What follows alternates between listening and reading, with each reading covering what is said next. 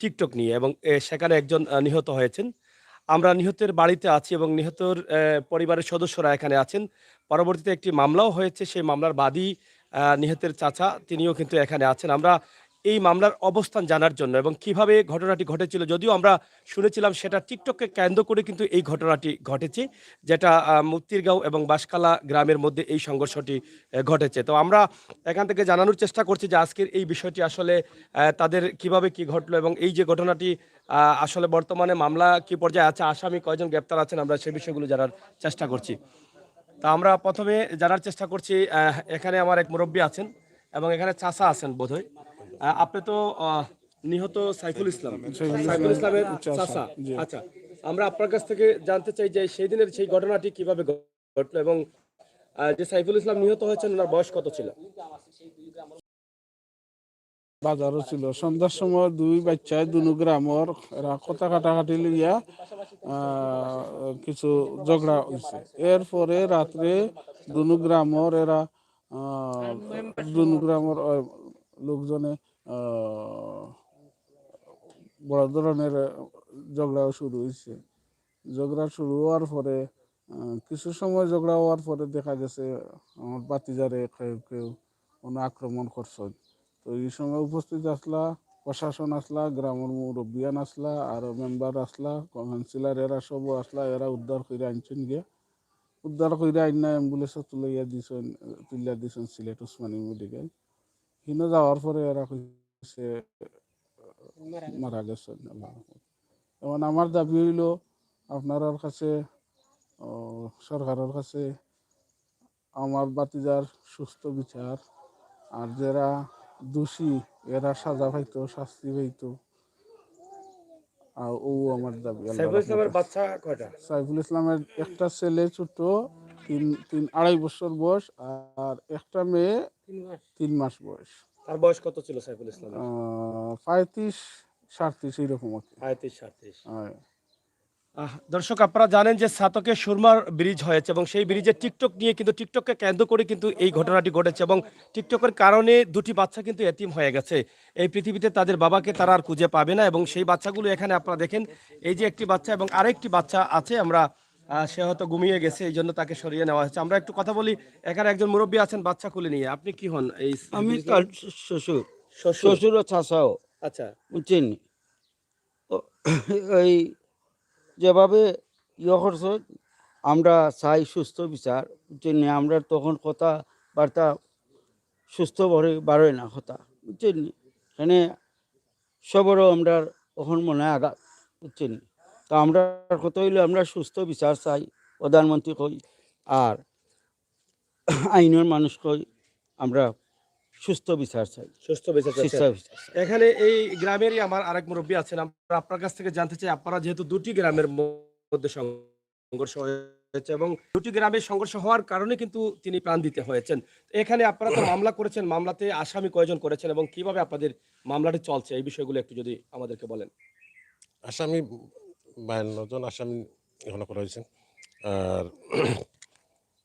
আমি একটু তা প্রথম কই যে আপনি বলেন যে ঘটনাটা প্রথম যে শুনেছি যে টিকটক নিয়ে যে বাঁশখালার একজনে বাইরের গ্রামটার নাম পাইলাম না আমি, একজনে তার ওয়াইফ নিয়ে তার শ্বশুর বাড়ি বেড়াইতে এখানে আসছে। নতুন ব্রিজ হয়েছে না, ব্রিজের ব্রিজ ওখানে। আর বাঁশখালার যে সন্ত্রাসী ছেলেরা, এটা তো চুর ডাকাইত, আপনার পূর্বেও মানুষের জানে, এখনও জানে যে এই গ্রামের বেশি লোক চুর ডাকাইত বদমাস, এরা চুরি করে, সন্ত্রাসী করে। গ্রামটি কি ব্রিজের ওই পার? ওই পার রেল চলাকার পশ্চিম আর সুরমা ব্রিজের উত্তর পূব। এই গ্রাম পার হওয়া লাগে না বাঁশখালা? জি না। এই গ্রাম বাঁশখালা গ্রাম এই ছাতকের একটা নিকৃষ্ট গ্রাম। এটা চুরি ডাকাতি সন্ত্রাসী এই সালা তারার জমি লগে আর সুদর পেশা, সুদর পেশা। এই সমস্ত লোক আইয়া, একজন লোক বাইরে থেকে বেড়াই গিয়ে যে সুরমা ব্রিজ লাগে তার ওয়াইফ নিয়া ওরে তারা সন্ত্রাসী যে বাঁশখালার যে কয়েকটা ছেলের নাম বাইরাম নামে ওই সময় নিতে চাইছিল। আর আমাদের গ্রামের অনেক কয়েকজন লোকে প্রতিবাদ করে কিছু সংঘর্ষ হয়েছে। এরপরে আমার যে ভাই সাইফুল মারা গেছে এও গিয়ে প্রতিবাদ করছে। তারা এখানে যে সন্ত্রাসীরা আছে তারা দেশীয় অস্ত্র শস্ত্র নিয়ে এখানে ওই তারা খুব আক্রমণ করছে। আক্রমণ করার পরে তারে মারছে ফলে পুলিশ সাদক থানার যে ওসি সাহেব আসলাম ওসি সাহেব এরা তারপরে 2-3 জন কাউন্সিলর এরা গিয়া উদ্ধার করছেন। উদ্ধার করার পরে মাইক্রো বাস দিয়া সিলেট পাঠানো দিয়েছেন। আমি আসলাম ওখানে পরে সিলেট উসমাই নেওয়ার পরে রাস্তাটা কইছে যে সাইফুল ইসলাম নাই, মারা গেছে। এই পর্যন্ত আমরা একটা বিষয় জানতে চাই, আপনারা কি মাইকিং করে দুই গ্রামের মধ্যে সংঘর্ষে পরে জড়িয়ে পড়েছিলেন? বাঁশখালা গ্রামে মানুষ শুনছেন যে বাঁশখালা গ্রামে তারা মাইকিং করছে। মাইকিং করে তারা দেশীয় অস্ত্র শস্ত্র নিয়ে তারা আমাদের মুক্তিরগাঁও গ্রামের মানুষের উপরে আক্রমণ করছে। এ থেকে তো সাইফুল ইসলাম তো নিহত হয়েছেন, আহত কতজন আছেন আপনাদের আহত আমাদের অনেক অনেক আহত হয়েছে, আহত হয়েছে পুরাটা আমি করতে পারতাম অনুমান মনে হয় 20-25 জন। মামলাটা তো শুধু আপনারা করেছেন, তারা তো কোনো মামলা তারা মামলা করেন, আমরা মামলা করেছি। মামলা করেছে, মামলার আসামি গ্রেফতার আছে কিনা? 19 জন আমরা মামলা করতে কালকে রুজি হয়েছে। এর আগে ওসি হিসাবে যে 19 জন আসামি ধরছে, কোর্টে বর্তমানে এরা জেলে আছে। বর্তমানে জেলে আছে 19 জন জেলে আছে। আপনার সৌদি প্রবাসী আসলা সৌদি প্রবাসী। ঘটনাটা কি একটু হইবে না আবার ঘটনা তো আমাদের একজন 2-3 জন এখানে বেড়াইবে লাগে, একজন মহিলা তার ওয়াইফ নিয়ে বেড়াইতেছে যে বাঁশখালীর যে সন্ত্রাসী এরা ইয়া জুড়ে তার মহিলারে নেওয়ার অপহরণ করার চেষ্টা করছে।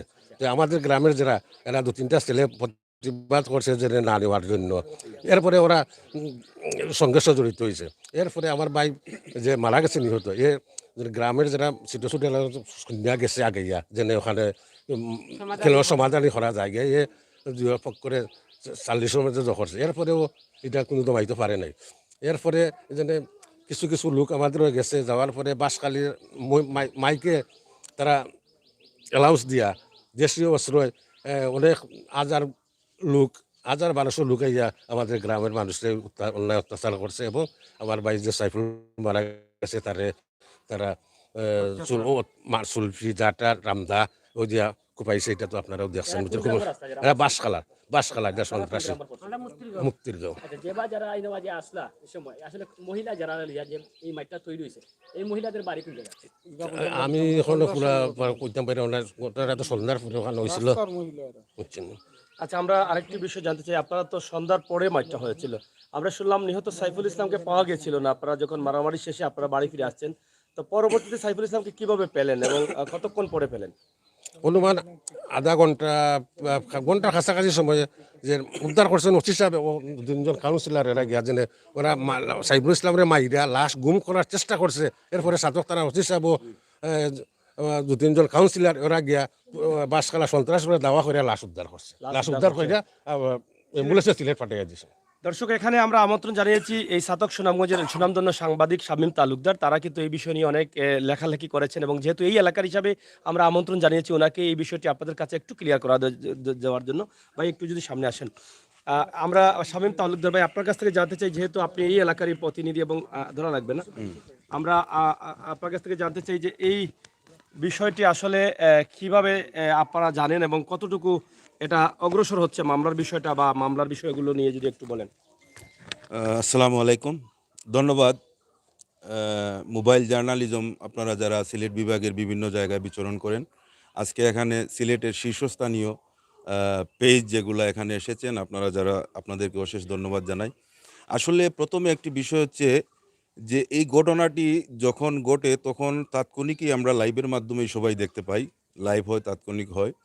তো দুই গ্রামবাসীর মধ্যে দাওয়া পাল্টা দেওয়া দুবার। প্রথম যে ঘটনাটি আমরা জানলাম যে দুটি বাচ্চা টিকটক ভিডিও কেন্দ্র করে তাদের মধ্যে সংঘর্ষের ঘটনা ঘটে। তারপর ঘটনার দিন এসার পর আবার বাঁশখালা এবং মুক্তিরগাঁও গ্রামবাসী সংঘর্ষে জড়িয়ে পড়েন এবং এই সংঘর্ষের ঘটনার পর উভয় পক্ষই যখন থানা পুলিশের মধ্যস্থতায় হস্তক্ষেপে যখন একটা শৃঙ্খলা ফিরে এসেছিল, তারপর তারা মুক্তিরগাঁও গ্রামবাসীর যে নিহত সাইফুল, ওনাকে খুঁজে পাচ্ছিলেন না, ওনাকে খোঁজা শুরু করেন। তার সেই মুহূর্তে থানা পুলিশও সকলের সহযোগিতায় তার লাশ তাকে জীবিত উদ্ধার করা হয় এবং অ্যাম্বুলেন্সে করে সিলেট উসমানী মেডিকেল কলেজ পাঠানো হয় এবং সেখানে যাওয়ার পর তাকে মৃত ঘোষণা করেন চিকিৎসক। এটা আসলে অত্যন্ত দুঃখজনক এবং নৃশংস একটি ঘটনা, যেটা হচ্ছে যে অপরাধী যে বা যারাই হোক এই হত্যাকাণ্ডের সাথে প্রকৃতপক্ষে যারা জড়িত, প্রকৃত অপরাধীদের চিহ্নিত করে প্রশাসন, পুলিশ আইনের মুখোমুখি, বিচারের মুখোমুখি দাঁড় করবেন এবং দৃষ্টান্তমূলক শাস্তির ব্যবস্থা হবে।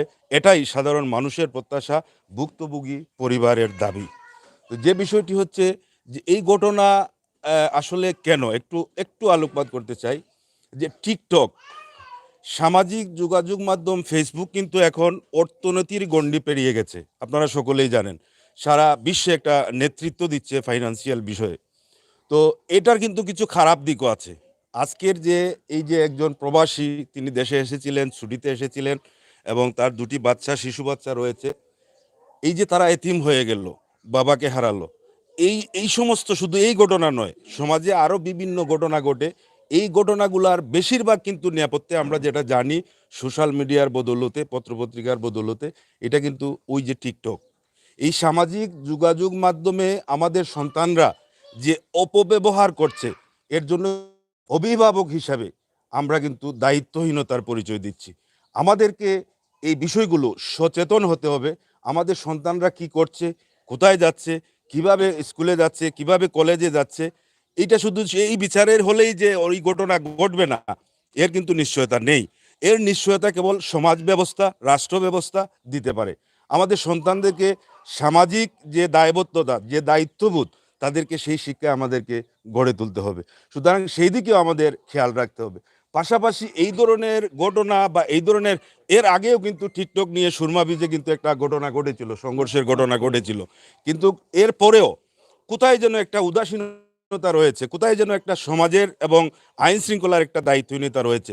তবে আইন শৃঙ্খলা বাহিনী তাৎক্ষণিক, যেটা আমরা জানলাম এই ঘটনার পর, থানা পুলিশ ১৯ জনকে গ্রেফতার করেছে আমরা জেনেছি, এবং তাদের মাধ্যমে এই তথ্যটা আমরা পেয়েছি, থানা পুলিশের মাধ্যমে গ্রেফতার করে যা কোর্টে আদালতে প্রেরণ করা হয়েছে।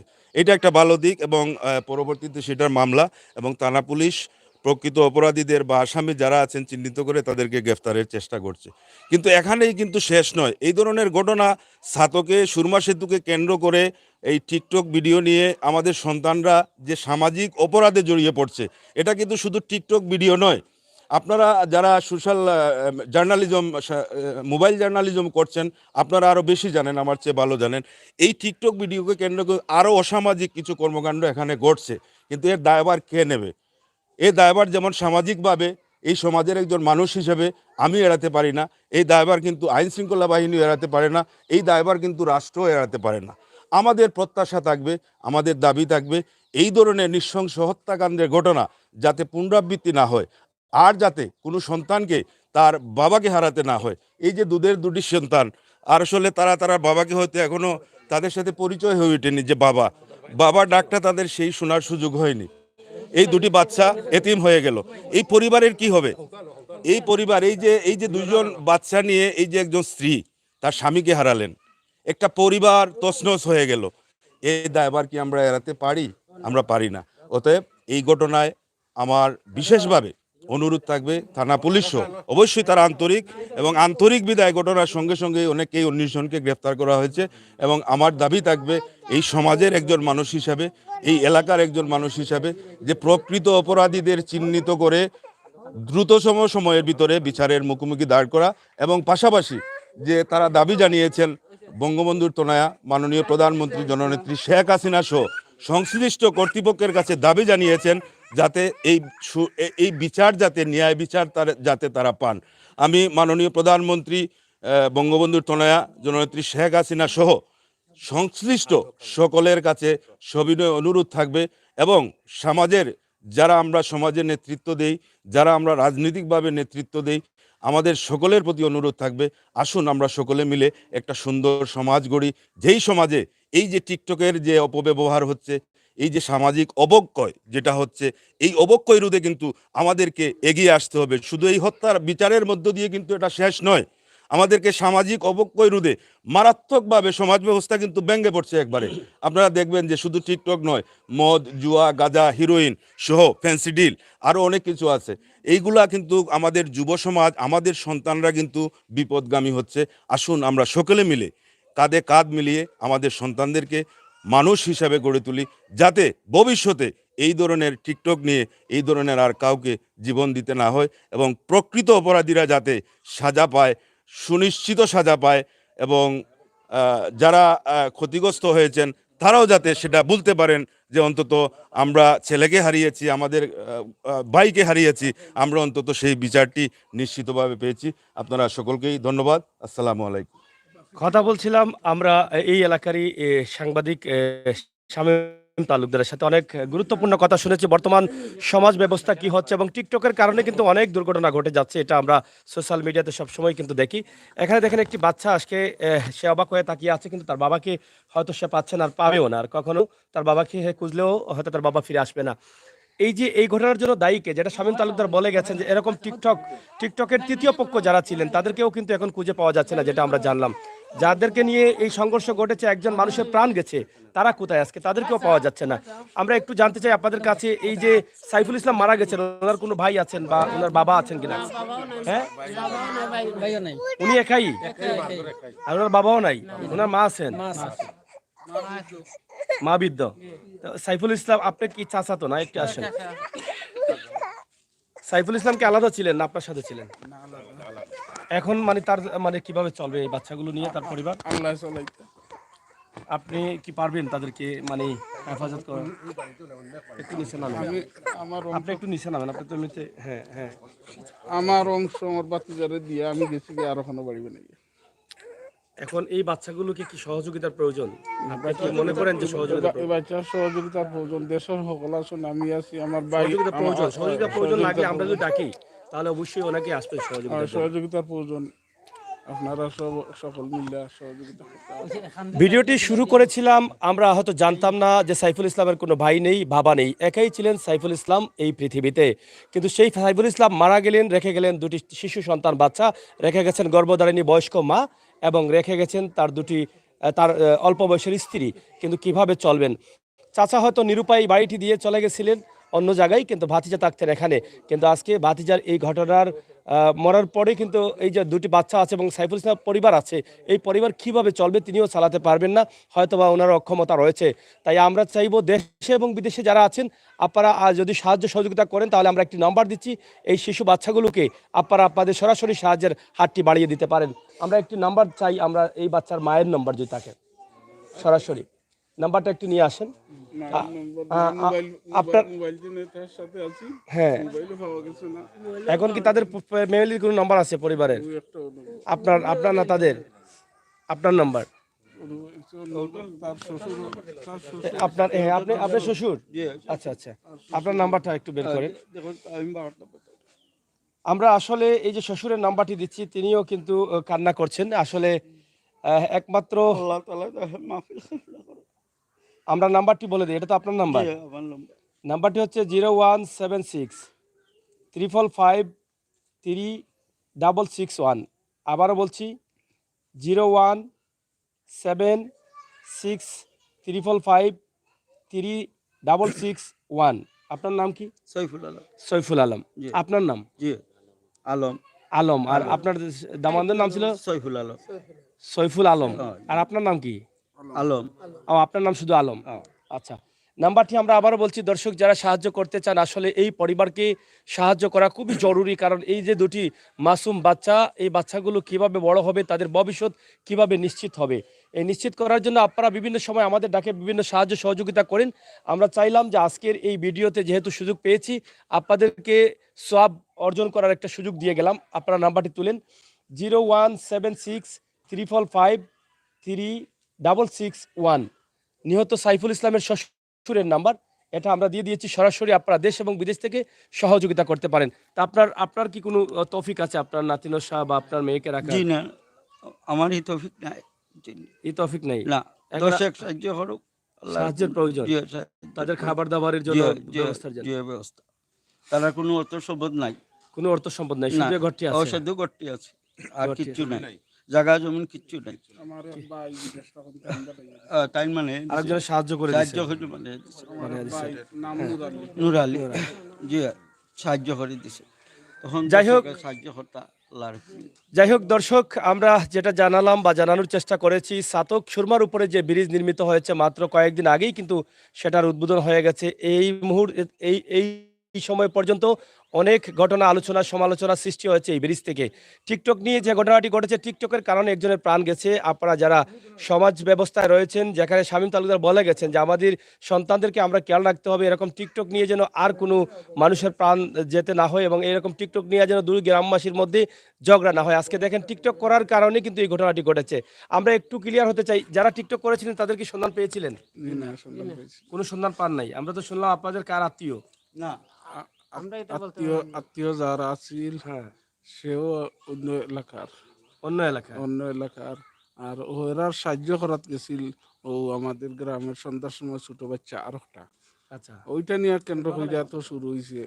ও আপনাদের গ্রামের আরেকটা বাচ্চা গেছিল তাদেরকে সাহায্য করার জন্য, আর এটা থেকে কেন্দ্র করে। এটারে কেন্দ্র কইরা পরে এশার নামাজের পরই ও বড় মাইরে দেওয়া পাল্টা দেওয়া ওগুলা আমাদের স্যারে কইয়া গেছেন। আর কথা বলতে চাই না, শেষ করে নিতে চাই। আমরা সবাই সতর্ক থাকবো, এই সমস্ত ঘটনা যেন আমাদের এলাকায়, আমাদের আশপাশে না ঘটে। ছোটোখাটো বিষয় নিয়ে যেত আমাদের কোনো ভাইকে আর প্রাণ দিতে না হয়, কোনো শিশু সন্তান যেন অকালে এতিম না হতে হয়, কোনো অল্প বয়সের বোন যেন বিধবা না হতে হয়, কোনো মায়ের কাছে যেন কোনো সন্তানের লাশ পড়তে না হয়। সেই প্রত্যাশা আল্লাহ তালার কাছে, আল্লাহ তালা যেন আমাদের সবাইকে হেফাজতে রাখেন।